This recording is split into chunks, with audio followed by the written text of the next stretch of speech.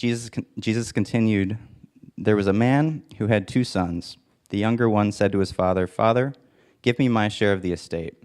So he divided his property between them. Not long after that, the younger son got together all he had, set off for a distant country, and there squandered his wealth in wild living.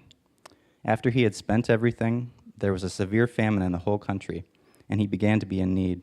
So he went and hired himself out to a citizen of that country, who sent him to his field to feed pigs.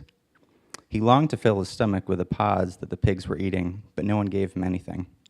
When he came to his senses, he said, 'How many of my father's hired servants have food to spare, and here I am starving to death? I will set out and go back to my father and say to him, Father, I have sinned against heaven and against you. I am no longer worthy to be called your son. Make me like one of your hired servants.' So he got up and went to his father. But while he was still a long way off, his father saw him and was filled with compassion for him. He ran to his son, threw his arms around him, and kissed him. The son said to him, 'Father, I have sinned against heaven and against you. I am no longer worthy to be called your son.' But the father said to his servants, 'Quick, bring the best robe and put it on him. Put a ring on his finger and sandals on his feet. Bring the fattened calf and kill it. Let's have a feast and celebrate. For this son of mine was dead and is alive again. He was lost and is found.' So they began to celebrate. Meanwhile, the older son was in the field. When he came near the house, he heard music and dancing. So he called one of the servants and asked him what was going on.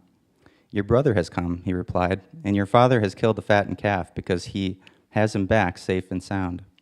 The older brother became angry and refused to go in. So his father went out and pleaded with him. But he answered his father, 'Look, all these years I have been slaving for you and never disobeyed your orders. Yet you never gave me even a young goat so I could celebrate with my friends. But when this son of yours, who has squandered your property with prostitutes, comes home, you kill the fattened calf for him.' 'My son,' the father said, 'you are always with me, and everything I have is yours. But we had to celebrate and be glad, because this brother of yours was dead and is alive again. He was lost and is found.'" Luke chapter 15, great story, well-known story. Actually, there was a very well-known, great man by the name of Jerome.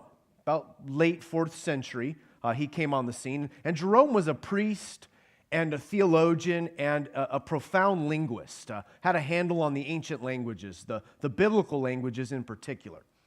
And he was asked by Pope Damasus to translate the Bible into a more relevant language. And so Jerome went about the very tiring, meticulous work of translating the Bible into Latin. And from Jerome's labor, we have the translation of the Bible we call the Latin Vulgate. How many of you heard of Latin Vulgate?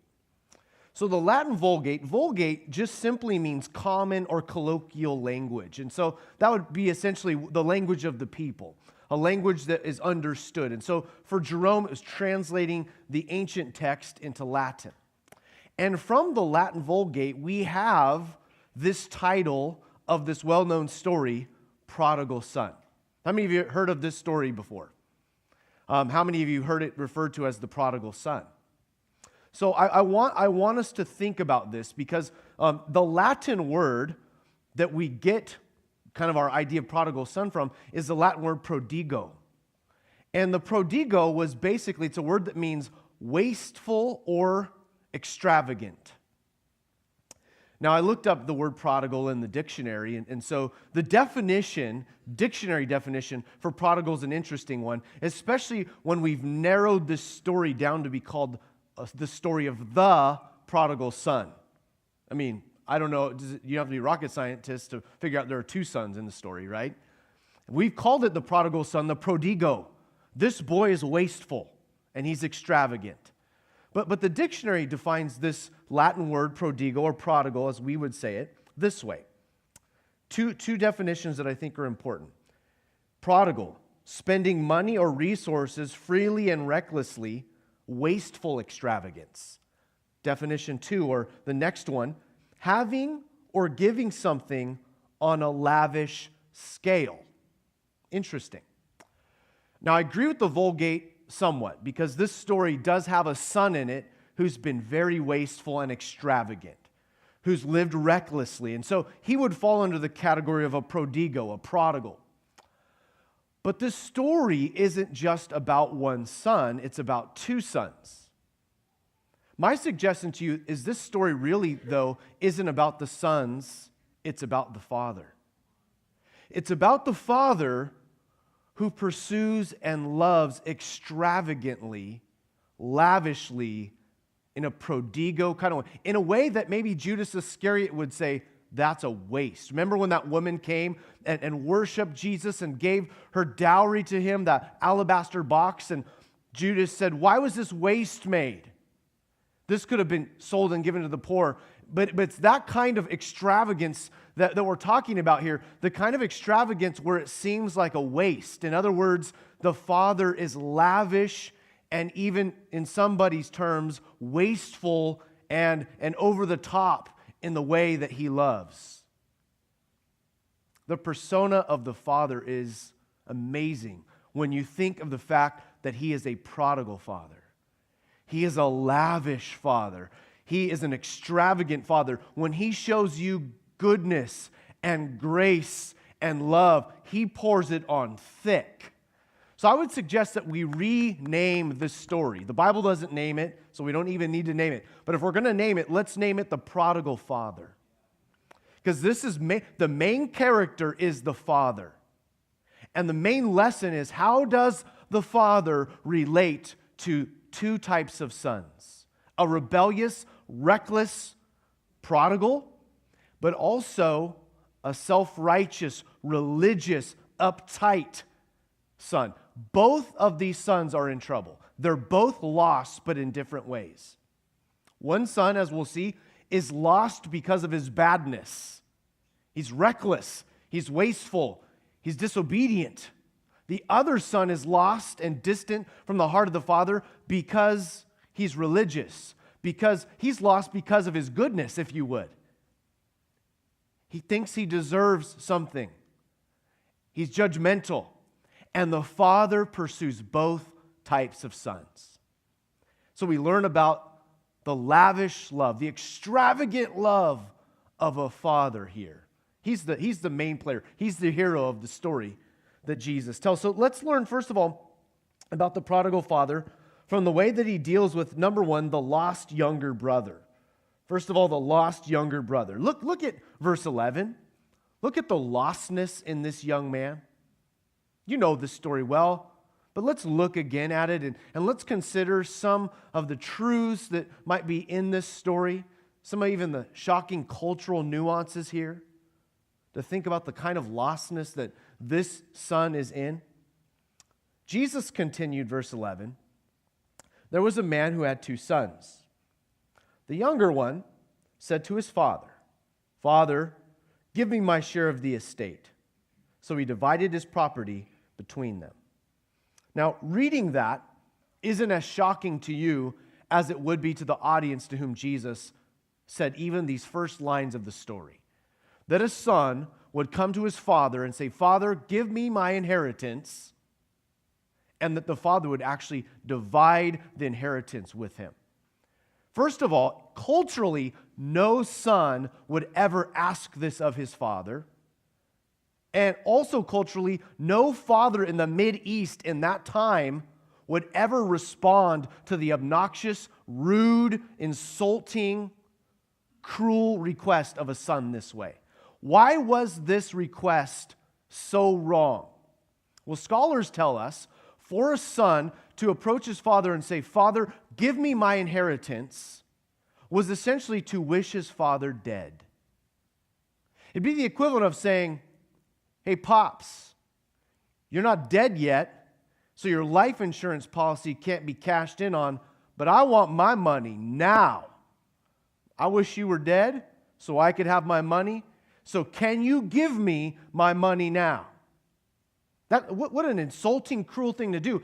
Can you imagine, those of you who have children, or even imagine as a child, coming up to your dad, spitting in his face, and then asking him to give you the cash that he owes you as part of his inheritance? I mean, most Mideast fathers in a very you honor your elders, you honor your parents society, There was not teenage rebellion in this society because the law ordered that if a son, Deuteronomy 21, was to act in a rebellious way, he would be taken out to the elders of the city and they would stone him to death. So most fathers, in response to this request, would have forcibly, physically, and verbally, intensely thrown that kid out of the house. I mean, your kid comes to you and says, I want my money, I wish you were dead. You're not like, oh, buddy, let's talk. No, you're like, you're out of here. You don't talk to me like that. But that's not how this dad responds. And there is some of the shock value culturally that the father, it says, he doesn't get angry with his son, but rather, notice it says, verse 12, he divided his property between them. The father doesn't act harshly. He doesn't get angry. He divides the property between them. The King James version of this says, he divided unto them his living. Now, note something here. This word in our translation, the NIV, it says he divided his property. The King James says he divided unto them his living. Take that word property or living and think about this for just a moment. That word in the original language, you can look this up, is the word bios, which means essentially he gave him of his life. In other words, it killed the father to give his son this property. Why? In order for the father to give the money associated with the land, the inheritance that this son was owed, would mean that the father had to sell off a piece of his property. And there is no way for us to properly understand how important and attached the ancient peoples were to their land. The land was a part of them, and they were a part of their land. This was the land of this man's ancestors. This was his livelihood. This was the place on which he raised his children. This was his blood, sweat, and tears. The land was a part of him. He planned to be buried on that land. For this father to have to sell off his land, his bios, to give away his living for this punk kid was excruciating. Essentially, the kid is saying, Dad, would you rip yourself apart for me? And the shocking part of it is that Dad does it. No chutzpah-filled machismo man in the Mideast would applaud the acts of this father. They would think this boy needs to be taught a lesson in respect. Now, I have a friend, a few years ago, he's telling me a story about himself when he was kind of coming of age, and for you men, like when you were kind of growing up, there was a point in your life where you thought you were smarter than your dad. Maybe you didn't vocalize it, but there was kind of that teenage, 16, 17, 18-year-old angst. You're just about ready to leave, and there's this idea that I got life figured out, my old man's dumb. My friend was telling me, when he reached that age, him and his dad were butting heads, and it came to a point where they were in such a fierce argument one time that he actually punched his own dad. And I was like, you did what? You punched your dad? And I'm like, what did he do? I'm just trying to imagine what my dad would have done.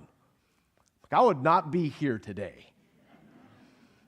And he goes, he just looked at me. He didn't yell. He said nothing. He just looked at me. And he said his eyes told a million tales of sadness, of disrespect. But it was no anger. It was deep, fatherly hurt. That's what's going on here. You have to feel this. This kid just kicked his father where it counts.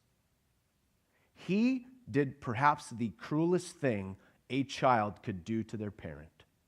I don't want you, I just want your money. And the dad gave it to him. Okay, son, if it's what you want, it's killing me on so many levels. It's ripping my very bios apart. But you can have my ripped apart life. If that's really the way that you're going to treat me, I will allow it. Verse 13. Not long after that, the younger son got together all that he had, and he set off for a distant country and went to Vegas. And there he squandered his wealth, which at Vegas, that's not hard to do. The thing's rigged, right? I mean, the whole thing's rigged. So he went and did his one-armed bandit thing, pulling the slot machines, spending the money, drinking the drinks, and hanging out with the girls, and all of that stuff. He squandered his wealth in wild living. We just fill in the blanks. You know what that is. He's young. He thinks he knows everything, and he's in a place far away from home where nobody knows him, and he's got pockets full of cash. After he had spent everything, there was a severe famine in that whole country. So here we have a little bit of irony here. He went out to live fat and large. After he'd spent it all, then comes a severe famine. The two things happening ironically at the same time. And he began to be in need. This is probably a kid from a fairly well-off home. He had it good at home. And for a few months, who knows how long it took him to blow his inheritance, he blew it. For a while, this kid had no needs. Most of his life, he had never been in need. And now, because of wild living, he was in need. For the first time, perhaps, this boy doesn't have a friend, doesn't have a penny. He's got nothing. Notice how bad it gets. So he went and hired himself out to a citizen of that country who sent him to his fields to feed pigs. Now, come on. This kid's Jewish. The Jewish kid comes up to your door, knocks on the door, and says, "Hey, sir, I'm hungry. I'm broke. I just need a job, whatever it is. I'll shovel manure. I'll plow your field." He goes, "I got a job for you, you Jewish kid. Go out there and feed those pigs." And this is an insult. This man does not care about him. So he goes out to feed the pigs, and it says, verse 16, notice this, he longed to fill his stomach with the pods that the pigs were eating, but no one gave him anything. One of my jobs at an orphanage I used to live at, no, I'm not an orphan, but I lived at an orphanage in Baja, California. One of my jobs was to feed the pigs. I've never been this hungry. When I pour the pig slop into their dish, I never thought, oh man, if only I could get down there with those oinkers and, just, that'd be awesome. Pigs are so sick. We had to slaughter the pigs while we were there. And I remember the way they do it is they just fill their trough with all the slop. And the pigs, they run in there and they just start, and then, the guy just sticks his .22 right behind the pig's ear. While it's eating, it's going to die happy. And boom, just boom, blows its brains out. And the pig, as long as it's consciously able to, will keep eating until it drops dead. So if you got to go, it's like Shannon just put a big plate of food in front of me, and I'll eat, and just boom, from the back, I won't even know the difference. Keep eating those chicken wings until, right? It's just sick, right? Just pigs dead, right? But I never, seeing the pigs eat, never thought, oh man, if I could only have a bite of their food. This kid is at the bottom. The ironic thing about this is that he left home to go experience freedom and experience ecstasy. But his freedom only ended in emptiness and bondage and desperation. To the point he wants to eat what the pigs eat. To the point that he's eventually going to say, it would be better for me to go back and be a servant at my father's house than experience this kind of freedom. He had a bad definition of freedom. He thought freedom was the opportunity to do whatever you want without restraint. And he learned, as maybe some of us have, that's not freedom. That's bondage. He got into such a place where he said, it would be better to go hire myself out to my father than to live in this kind of freedom. I'm feeding pigs. Nobody cares about me. I'm broke. And that's about the size of it, right? When we wander away from the Father into a distant country, this is where our freedoms lead us. So from this place, he decides, I got to go home. And the interesting thing is he doesn't say I'm going home. He says I'm going back to my father. Not I'm going back to my hometown, going back to my house, my room. I'm going back to Father. Father is home. Not my land, not my room, not my house, not my country, but Father. I need to be reconciled to my Father. I'm far from my Father. I'm in a distant country from my Father, and look at where it's gotten me. When he came to his senses, I love that phrase. He came to his senses. I call this an epiphany in the pig pen. Some of you, you don't need to raise your hand. Some of you could raise your hand and say, I've had this epiphany. I woke up in the proverbial pig pens of life and thought, I'm lost. I'm far from my Father. How did I get here? He comes to his senses. He finally has a realization of the foolishness, the delusion he's been living under. And he said, how many of my father's hired servants have food to spare? Here I am, starving to death, the son of a wealthy man. I'll set out and go back to my father, back to my father, and say to him, like he's like rehearsing his speech. I got to write a speech. When I go see Dad, I've been acting like an idiot, wasted all his money, broke his heart. Here's my speech. Father, I've sinned against heaven and against you. I'm no longer worthy to be called your son. Make me like your hired servants. So he got up and went to his father.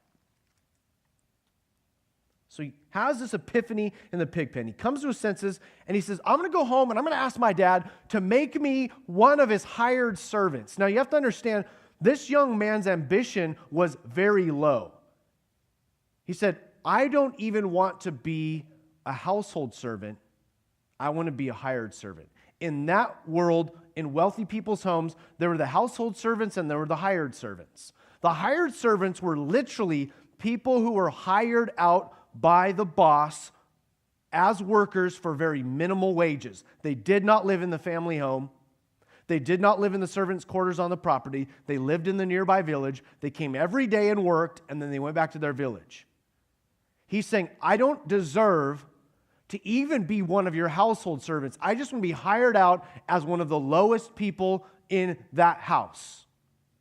I don't deserve even to be in the house anymore. Certainly don't deserve to be a son.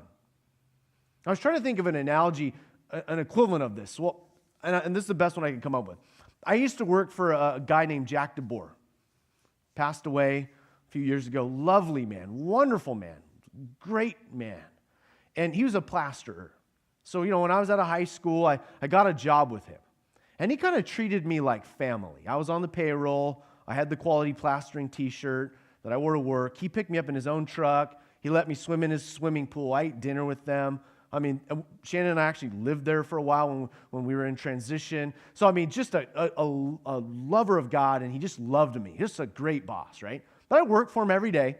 And periodically, I'm on the payroll, I'm part of the team, but periodically we would hire day laborers, people that we would just, they needed some work, so he would hire them to complete a project. They weren't on the payroll, they didn't have the quality plastering t-shirt, but he would just pay them for a day's work at the end of the day. And I thought, that's the difference. That's the difference between what the son is asking to be in a household servant. The household servant was actually essentially almost part of the family. Versus what he was saying. He's saying, and here's what he's wanting to do. He's wanting to pay his dad back. Because the rabbis taught this. The rabbis taught the only way that you can gain respect, again, once you have wronged somebody, is if you make restitution. So what this kid is saying is, if I'm ever going to be able to be a contributing member of society, if I'm ever going to be accepted back into the community, I have got to pay my dad back for the money I blew, for what I did to him. And there's no way I can fix all the damage, but what I can do is at least I can make it right. So this is his plan. I'm going to go home and I'm going to make it right. At least I'm going to break even with my dad and I'll have respect in the community. But as the story goes, the son is walking back down the road from a far country. And it says from afar off, his father saw him. And this is where the story commits another cultural faux pas. First of all, a father would never let a son treat him this way and give him this bit of the inheritance. But secondly, no Mideast man ran. No patriarch ran. Kids ran. Servants ran. Women even ran. Patriarchs in this culture did not run. To run, you had to pick up your robe and show your legs. No. You had to toss aside all your dignity.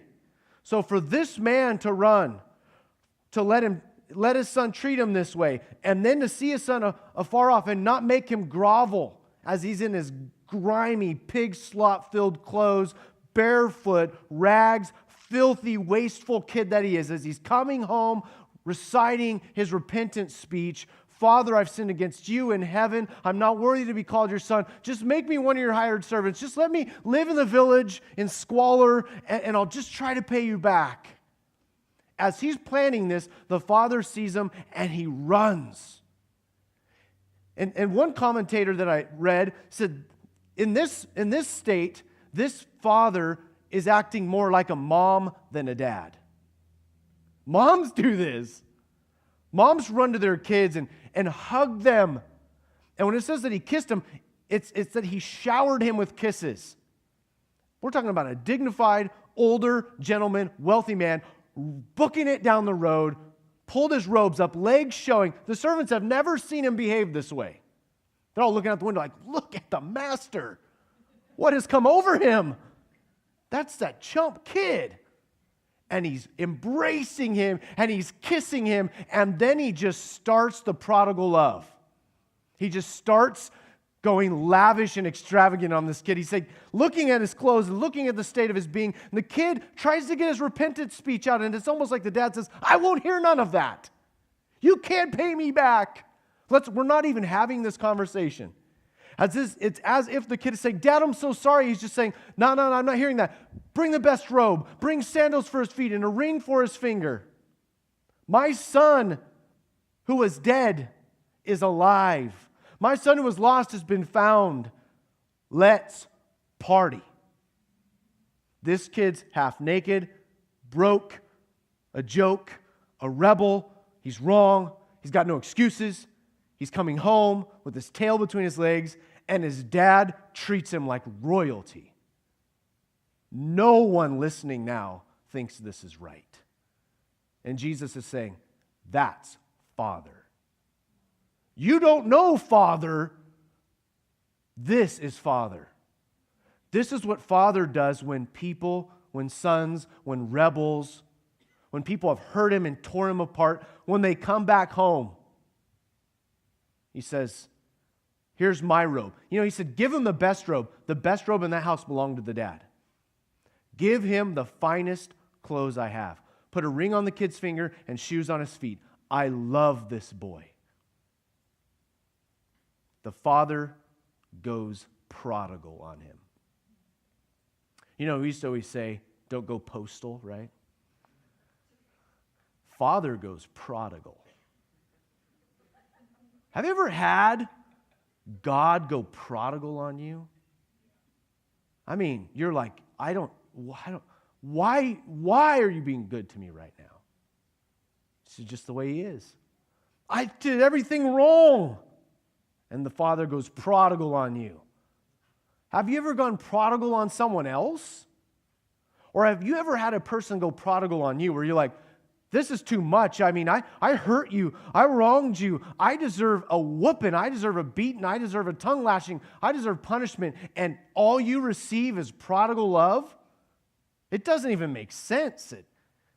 It crushes you. It's amazing, when I do something wrong, I want that crushing. Like, crush me. Like, I deserve it. Like, just right here. Just bam, right in the kisser. I mean, that would make me feel better. Like, I deserve this. What I don't deserve is your love. What I don't deserve is your prodigal love. This is too much. A robe and a ring and sandals and a party for me? now? Let me clean up first. Let me pay you back first. And then we can maybe have a little party. Father says, right here, right now, I love you. You're home. You're mine. You're my son. Don't even think about anything else. I'm going to go prodigal on you. That's what the Father does. I want to talk about prodigal love. Let me read something to you that perhaps you have heard before, but I need to hear it with fresh ears with this story in mind. Concerning Jesus, when the Apostle John in the Gospel of John is introducing us to Jesus, notice the words that he chooses about Jesus. John chapter 1, verse 16, hear it with fresh ears. Out of his fullness, Jesus, we have all received grace upon grace. Lavish, ridiculous, thick, poured out, prodigal love. We've all, of his fullness, have received grace upon grace upon grace upon grace. That is how prodigal father treats rebellious sons when they come home. How does the father treat then the lost elder brother? Because this is again about two lost sons. Very different in behavior, but loved by the same father with the same level of intensity. Verse 25. The older brother, meanwhile, was in the field. When he came near the house, he heard music and dancing. So he called one of the servants and asked him what was going on. Your brother's come home. He's replied, and your father has killed the fattened calf because he has him back safe and sound. So this is basically a recipe for a perfect storm, right?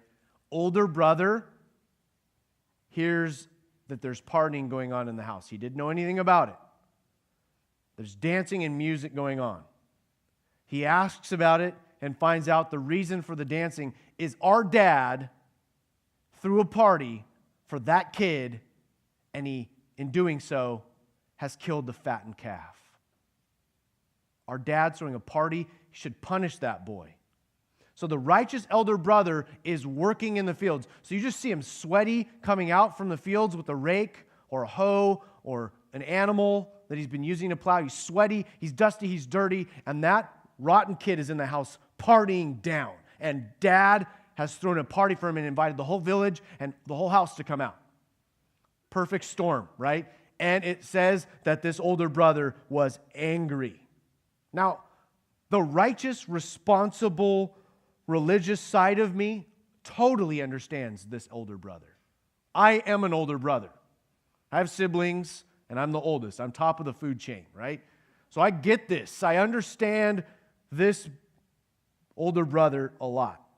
The little punk squandered dad's inheritance and broke his heart, and he needs to be taught a lesson. And furthermore, we don't have time for parties. Parties are expensive.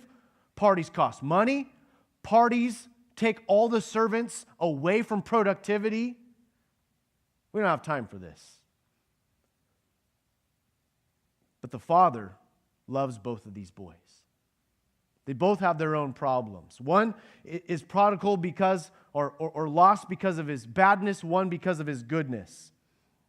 And so the son refuses to go in. The older brother refuses to go in and celebrate that punk.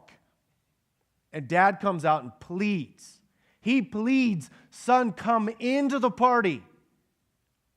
Come in and enjoy what is happening here. Your brother has returned. And notice, pivotal to the story is the mention, 3 times it's mentioned, of the fattened calf. I don't know if you noticed that. 3 times fattened calf is mentioned because the fattened calf is saying this is an exquisite feast. You only slayed the fattened calf on special holidays, maybe once a year. The fattened calf was a specific calf that was actually being fattened for a feast. So this was a big deal. And 3 times in the story, it's mentioned that the fattened calf was slain. The father says, my sons, come home, slay the fattened calf. The servant tells the older brother, your brother has come home and your father has slain the fattened calf. And then when the older son complains to his father, he says, this rebellious kid has come home and you slayed the fattened calf for him. The fattened calf is a picture of prodigal, lavish, extravagant love. And the older brother does not appreciate the lavish love that his father is showering on this lost, wasteful son. And so the older brother begins disrespecting his father as well. He won't come into the party. This is perhaps the greatest day in his father's life. This is perhaps the most important feast his father has ever thrown. And this older son says, I'm not coming in. The whole community's come out, likely. The whole house, all the servants are there. Everybody's respecting and rejoicing with the father except his oldest son. Now, it's painfully obvious, highly disrespectful for this young man to be doing this to his dad. But the dad doesn't get mad. He just continues to plead with him to come in and join the party. And there is a point where the son, becomes even more disrespectful. Notice how he addresses his dad in verse 29. He says, look. He doesn't call him father. He doesn't call him sir. He says, look it. Now, if you ever talk to your dad like that, you're in big trouble, right? Your dad's like pleading, son, come into the party. Join us. Your brother's here. He came back. And the boy's angry. The young man's angry. He says, look it, Dad. I've done everything right in your house. I've never left you. And you never even once allowed me to have a goat. I didn't even get Chick-fil-A. And this kid gets filet mignons at the fanciest of restaurants. You're dropping serious coin, throwing parties for him. There's dancing, there's music. I never even got a measly goat. What a disrespectful kid. That's what righteous, religious brothers do. And notice his complaint against his father. As he says, look it. I've been slaving for you. I'm overworked. I never disobeyed you. I'm righteous. You never gave me a goat to celebrate. I'm unappreciated. You ever feel that way? If you've ever felt that way, you can relate to this older brother. If you've ever had those feelings of I'm overworked and I'm more righteous and I'm unappreciated, that's the way the older brother inside of me works.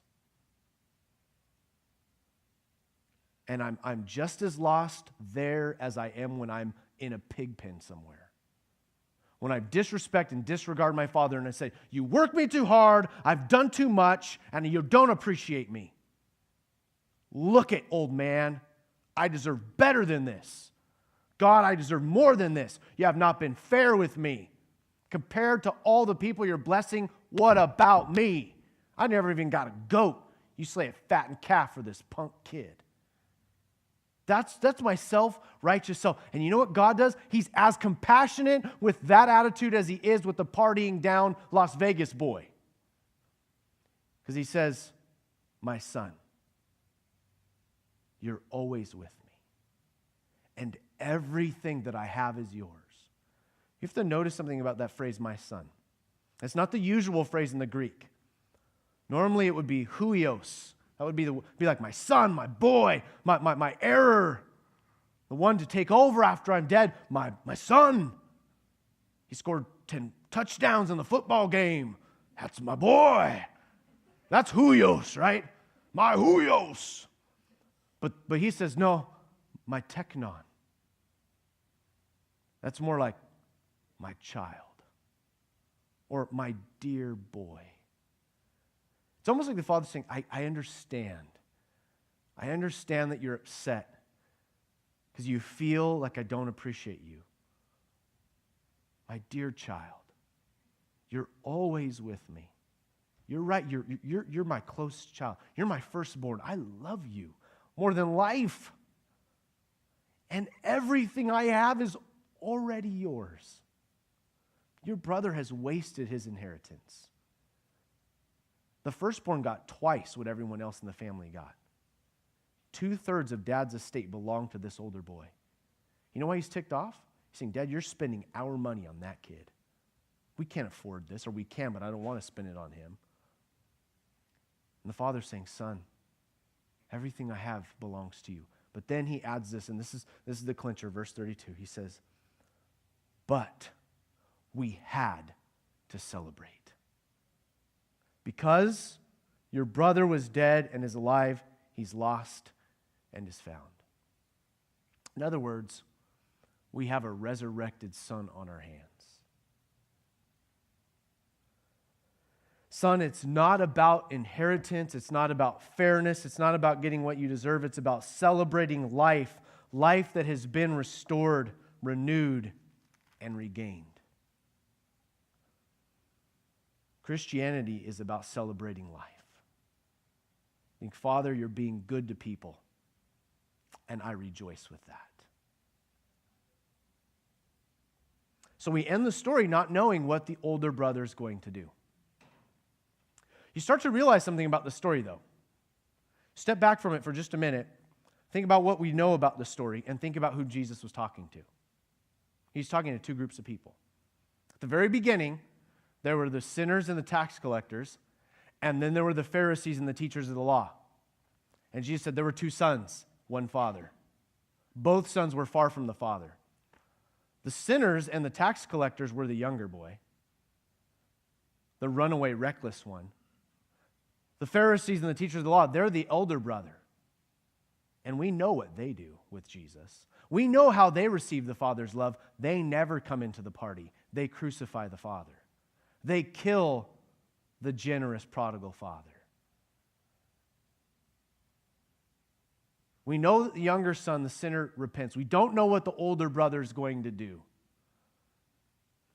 My two big takeaways from this are simply this. Number one, this story is more about the father than the sons. Number two, this story is a fresh look at what sin is. It's more about the father than it is about the sons. It's a fresh look at what sin is. This whole conversation started when the Pharisees and teachers of the law muttered under their breath, "This man welcomes sinners and eats with them," showing that he neither understood the Father nor the reality of what sin really is. It's more about the Father than the sons. In Judaism, during the time of Jesus, there was a view of God that was not like this. When they viewed God as holy and all-powerful and transcendent and all-knowing and ever-present. But Jesus depicts a God who is a father, a prodigal father, a generous, lavish father, a father that's emotionally abandoned and extravagantly generous and ridiculously forgiving. And Jesus is reintroducing these religious people to God. I'm not sure what all of your different perspectives are of God. Some of them are maybe quite theologically correct. You might have a lot of things that you believe about God that are true. But if you've missed this, if you don't understand God in this way, that He is a ridiculously generous, extravagant, loving, prodigal God, then you don't know God. You have got to get yourself centered in what Jesus is trying to center us all in, and that is, my Father loves you. My Father pursues you when you're lost. My Father is willing to be lavishly gracious to you. He's not angry. He's not stingy. He's not austere. He's willing to rip his own life out, his own heart out. He's willing to run with his robe up and his legs showing with excitement, acting more like a mom than a dad, to embrace you and to hug you. That is God. That is Father. That's what this story is all about. It's about redefining Father. If there's one word that has been so marred, it's the word Father. Some of you didn't have a good dad. So Father is just marred. Some of you had a dad who was fine, but he wasn't there enough. Or some of you had a great dad. Well, whatever it is, the word Father associated with God has almost vacated. And let's come back into the very thing that Jesus is trying to teach us, and that is if he's showing us anything, he's not teaching us about the sons. They are not the stars of this play. They are not the center of attention. The good Father is. That's the point. A lavish, gracious Father. The second big takeaway for me is this. This is a story about what sin really is. Sin is the younger brother. He's reckless, he's rebellious, he's self-indulgent, and he is immoral. And let it be clear, that is sin and that is wrong, and that will land you far away from the Father in a far country in a pig pen where nobody cares about you. We're not light on sin and playing silly with sin. You have a gracious Father, but this is sin. This is wrong, and this will keep you away from God. But there is a second category of sin, and that is the category of the elder brother. Self-righteous, arrogant, and judgmental. The question is, what kind of sinner are you? Both are going to keep you alienated from the Father. The younger, in your badness, squandering your life, or the elder in your self-righteousness and your religion, and you're missing the party. And Jesus goes out to both sons. Now listen to me here. Jesus is not wanting us to be younger brother sinners, elder brother sinners. Jesus is not wanting us to be rebellious or religious sons. He's wanting us to be gospel sons. Religious or rebellious sons say this: I'll get what I want and I don't care if I'm accepted. That's what I want to do. Religious sons say, I'll do these things so that I will be accepted. I will behave righteously so that I will be accepted. Gospel sons say this: I am accepted, therefore I do these things to please the Father.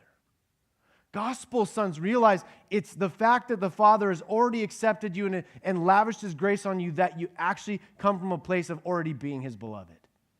You're not working for His favor, you already have it.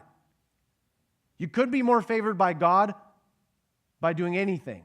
You're as favored with God as you're ever going to be. He's giving you all His favor right now. Work from that place. Don't go to the pig pen, but don't miss the party. Rather be embraced by God and say, I'm a gospel son or daughter. I'm a gospel child. I'm one who understands what it is to be accepted in the beloved. So I want to speak to the rebellious sons for just a second. It's time to get out of the pig pen. It's just you've broken his heart. You can come home today. You're far from God, but never so far that you couldn't come to your senses right now and say, I need to go home. Actually, I don't need to go home. I need to go to my Father. And I promise you this, if you need to come home to Father, He will greet you He'll greet you before you get to the door. He'll meet you on the road on the way up to the house. But you need to come to your senses. Wake up. Father wants to be gracious to you, but you'll never experience it in that pig pen.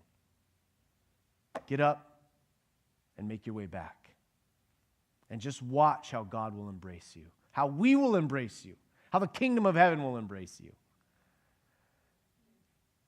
And then to you older brothers like me, stop missing the party. Because you're all concerned about fairness and being appreciated, and you don't like what the younger brothers get away with, and you think that you deserve more than you really do, when the Father is saying, my child, you're always with me. All that I have is yours. If you would just enjoy it, start enjoying your relationship with the Father, not working for it and comparing yourself and judging other people. I want to do something this morning that we don't normally do, so I'm going to throw a little bit of maybe a different spin on the morning. And that is this: as we enter into a time of worship and communion, as we typically do, the prayer team is going to be available on the wall. And if you guys if there's enough of you to go on either side of the theater, would be great. So those of you who normally participate in that, if you guys would just say, I'm on today. Because here's what I believe God has put on my heart to do, which means Luke, where's Luke? We're rearranging stuff. I want you to be on the wall instead of praying for communion. Because here's what I believe God is asking of us today. For many of us. And some of you, this was a direct hit. And if it was a direct hit, you're who I'm speaking to. If you're the younger brother or the older brother, before you take communion, for it to mean something that it's supposed to mean, for you to run back to Father, I think it might be important for you to just simply do this. Go to somebody on the wall and just simply say this. Can you pray for me? I'm the younger brother. Or can you pray for me? I'm the elder brother. Now, most of us could feel like on any day, I could probably fit one of those categories. Man, I've been judgmental, or man, I've been in the pig pen. I'm talking about direct hit. You're like, it's me. I need to come back to the Father. And then for the prayer team specifically, can you guys pray a very short prayer with them? Because I don't want to bottleneck it, but I really believe that this morning, for those of us who are feeling God is calling us back to Himself, whether we've been the older brother or the younger brother, we're both far from God. We both need an encounter with Father today. And at the communion table, before you go there, I believe you just need to simply acknowledge before God and before someone else, say, I'm the younger brother. Can you pray for me? And then for those on the wall, just simple prayer. Just something short. So people can just kind of, just that moment encounter of confession. And then go to the table as if you're coming into the party. For those of you who've been missing out on the party, for crying out loud, start enjoying life again. Party with those who have been saved. And for those of you who have been in the pig pen, enjoy the walk back home. And enjoy the moment of embrace from the Father. Let's pray.